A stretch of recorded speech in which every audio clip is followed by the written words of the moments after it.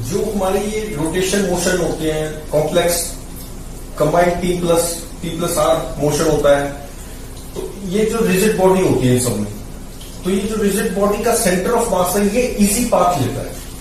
कैसे लेता है? जैसे हम एग्जांपल से देखते हैं। अब एक मान लो एक डिस्क घूम रही है ऐसे अपने एक्सिस के अबाउट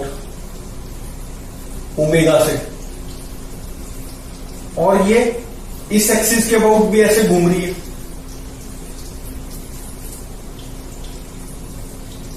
ये भी सर्कुलर मोशन में घूम रही है। थोड़ी देर बाद ऐसे आ जाएगी ये डिस्क, फिर ऐसे आ गई, फिर ऐसे आ गई, फिर ऐसे आ गई, तो ये घूम रही है डिस्क।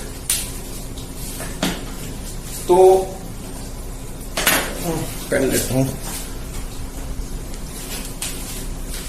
तो ये ऐसे घूमती है, इस एक्सिस के अबाउट भी घूम रही है, मतलब ओमेगा से। तो ये जो सेंटर ऑफ मास है, अब ये वाला पार्टिकल अगर देखें हम इस डिस्क पे, ये वाला पार्टिकल, तो this particle having complex motion combined T plus R motion है इसका। टी प्लस आर मोशन को कॉम्प्लेक्स मोशन बोल देते हैं।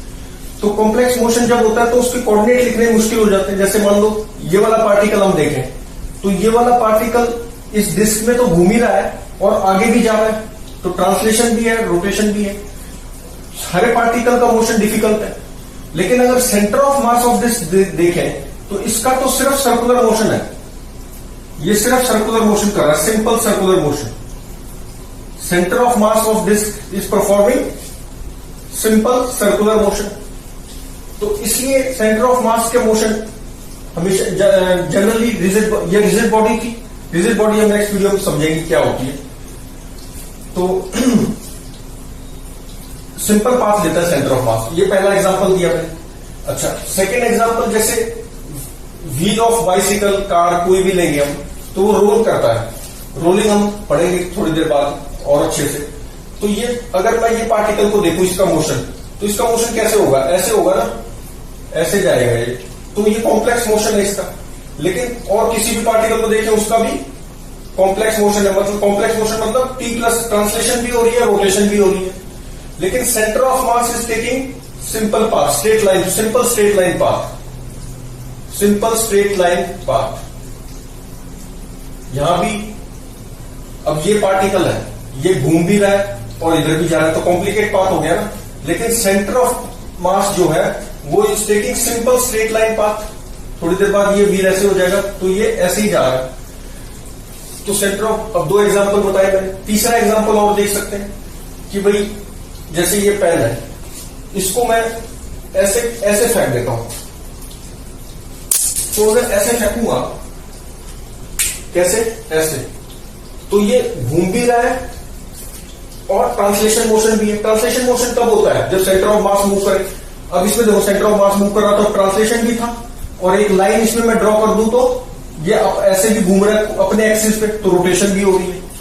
अच्छा, इसी तरह से ये वाला जो था, सेंटर ऑफ मास मूव कर रहा था, तो ट्रांसलेशन मोशन भी था और घूम भी रहा है पार्टिकल। एक लाइन में ड्रॉ कर दूं ऐसे, तो ये लाइन थोड़ी देर बाद ऐसे हो जाएगी। तो combined T plus R motion हुआ ना, कॉम्प्लेक्स मोशन हुआ। लेकिन सेंटर ऑफ मास तो इजी पाथ लेता है हमेशा जनरली। तो इसमें कैसा ले रहा था? सर्कुलर ले रहा था। इसमें सेंटर ऑफ मास में कैसा लिया? स्ट्रेट लाइन लिया। ये पेन वाला एग्जांपल मैंने घुमाते हुए फेंका, तो इसमें सेंटर ऑफ मास कैसा पाथ ले रहा है? Projectile motion. सेंटर ऑफ मास को प्रोजेक्टाइल मोशन ले रहा है। लेकिन और कोई पार्टिकल अगर मैं देखूंगा तो वो क्या करेगा? उसका तो सर्कुलर मोशन नहीं है, वो तो कॉम्प्लेक्स मोशन है उसका। सेंटर ऑफ मास जो है वो प्रोजेक्टाइल मोशन ले रहा है। मैं प्रूव भी कर देता हूं क्यों ले रहा है, कैसे ले रहा है।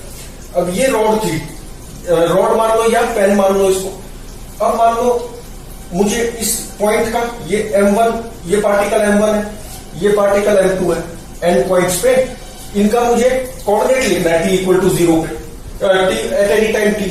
और ये रॉड क्या कर रही है? घूम भी रही है और सेंटर ऑफ मास भी मूव कर रहा है, तो complex T plus R motion है इसका। तो अब अगर मैं इस पॉइंट, इस पार्टिकल को देखूं M1, इस पे फोर्स कैसी लगेगी? एक तो mg नीचे लगेगी, M1g, और एक हिंज फोर्स भी लगेगी इस साइड में बाकी रोड की वजह से। इसी तरह से इसमें भी M2g लगेगी और एक हिंज फोर्स भी लगेगी बाकी रोड की वजह से। तो फोर्स कांस्टेंट नहीं है, इसीलिए इसका मोशन क्या होता है? टिपिकल मोशन होता है। बड़ा कॉम्प्लेक्स मोशन होता है। लेकिन अगर सेंटर ऑफ मास को मैं देखूं रॉड के या पेन के जो भी है, इस सेंटर ऑफ मास पे फोर्स क्या लगी नीचे, capital M g, where M is the mass of the complete rod या पेन। तो अब इस पे कांस्टेंट फोर्स लग रही है, तो centre of mass is moving under gravity only. तो ये कैसा पाथ फॉलो करता है, प्रोजेक्टाइल मोशन। तो ये कैसे जाएगा, ये ऐसे जाएगा, सेंटर ऑफ मास जो है ऐसे जाएगा, और ये रॉड घूम भी रही है, और मुझे टी टाइम पे इसके कोऑर्डिनेट्स लिखने हैं, मान लो m1 के और m2 के। तो मैं सेंटर ऑफ मास के कोऑर्डिनेट लिख सकता हूं इजीली टी टाइम पे।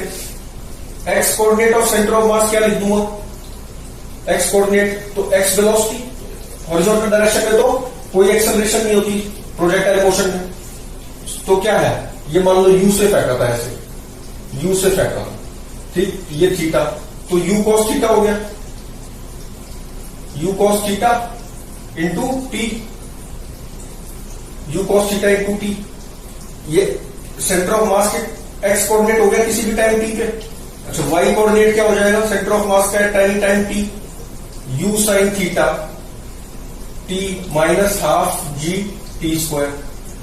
अब किसी t टाइम पे सेंटर ऑफ मास मान लो यहां पहुंचा, प्रोजेक्टाइल मोशन लेगा ना ये सेंटर ऑफ मास को, तो रॉड का, अब रॉड घूम भी रही है, तो ये कितना घूम गया होगा, ये मान लो रॉड ऐसे होगी, टी टाइम पे थीटा एंगल से घूम गई, ऐसे थी ना रॉड इनिशियली, ये रॉड ऐसे थी t इक्वल टू 0 पे, तो ये वाला एंड यहां आ गया, तो इसका मतलब ये θ1 से घूमा होगा, और ये θ1 से ऊपर गया, ये वाला एंड, ये लेंथ l/2 है, और ये भी लेंथ l/2 है।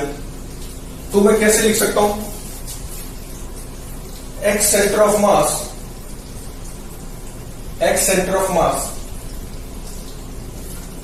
Sorry x centre of mass नहीं, x of particle, x of m1 at time t is equal to x centre of mass plus motion. ये सर्कुलर सेंटर ऑफ मास के respect में कोई भी पार्टिकल जो होता है वो क्या, कैसा मोशन फॉलो कर रहा है, सर्कुलर मोशन। तो इसके कितना हो जाएगा l/2 x सेंटर। अब ये पीछे है ना, जैसे ये अगर x होगा, x एक्सिस और y एक्सिस ऐसे ले लूं मैं, तो ये आगे है, तो इसका कैसे हो जाएगा m1 का x centre of mass minus l/2 cos theta, l/2 cos theta हो जाएगा। तो x सेंटर ऑफ मास तो मैं ये पुट कर दूंगा, और minus l/2 cos theta, then we get x centre of mass of, sorry x of m1 at any time t। इसी तरह y of m1 at any time t कितना हो जाएगा, y of m1 at any time t, तो ये देखो इसका जितना भी है उसमें ऐड हो जाएगा, l/2 sin θ1 ऐड हो जाएगा ना, θ1, थीटा तो ये है। अच्छा, तो ये कितना हो जाएगा, पहले y सेंटर ऑफ मास ये लिख लेंगे यहाँ पे, y सेंटर ऑफ मास, और इसमें प्लस कर देंगे कितना, l/2 sin θ1। अच्छा, x m2 का अगर मुझे लिखना है तो ये नीचे आया है, तो यहां पर क्या हो जाएगा, नीचे है लेकिन x वाला ज्यादा हो गया ना, तो प्लस l/2 cos θ1 हो जाएगा, और ये नीचे है तो ये माइनस l/2 sin θ1 हो जाएगा। y ऑफ m2 क्या हो जाएगा, यहां माइनस आ जाएगा, और x of m2 eight any time t क्या हो जाएगा, यहां प्लस आ जाएगा। अच्छा, एक बात अब ये बताना चाह रहा हूं कि कोई भी रिजिड बॉडी होती है, रिजिड बॉडी को भी समझ लेते हैं। रिजिड बॉडी में क्या होता है कि कभी भी दो पॉइंट्स, कोई भी रिजिड बॉडी है, एनी रिजिड बॉडी, ये भी रिजिड बॉडी है।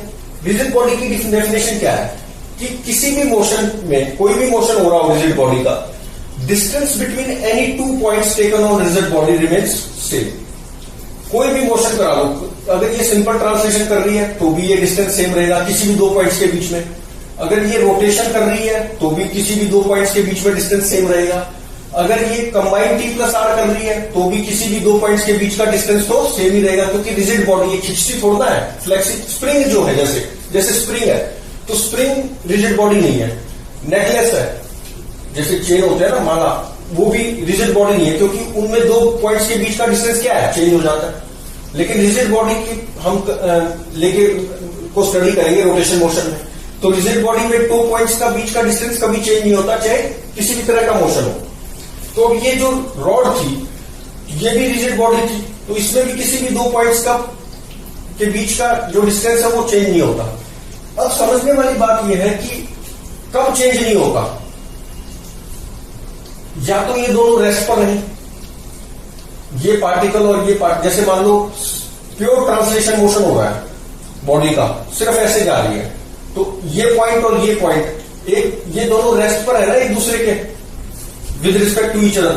अगर मैं इस पर बैठकर इसको देखूं तो ये डिस्टेंस तो सेम ही रहता है ना, तो ये मूव नहीं करता। तो दो पॉइंट्स के बीच का डिस्टेंस सेम कब रह सकता है? या तो दोनों रेस्ट पर हो, बोथ आर एट रेस्ट, जैसा कि ट्रांसलेशन मोशन में हम देखते हैं कि एक के रिस्पेक्ट में ये रेस्ट पर रहता है, both are at rest with respect to each other.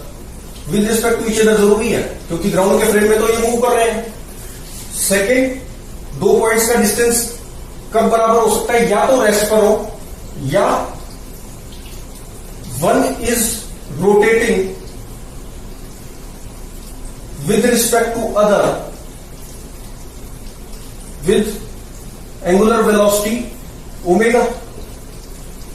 मतलब अगर ये इस पर बैठकर इसको देखूं तो ये रोटेट करे ओमेगा, अगर ये रोटेट कर रहा है ओमेगा से तो भी ये डिस्टेंस सेम रहेगा। इस पर बैठकर इसको देखूं अगर ये रोटेट कर रहा होता तो ये डिस्टेंस सेम रह सकता है। तो दो ही कंडीशंस में दो पॉइंट्स के बीच का distance taken on rigid body same रह सकता है, या तो दोनों रेस्ट पर हो जैसा कि ट्रांसलेशन मोशन में रेस्ट पर रहते हैं, या rotation plus translation plus rotation motion में या तो रोटेशन मोशन देख लो या ट्रांसलेशन प्लस रोटेशन मोशन देख लो।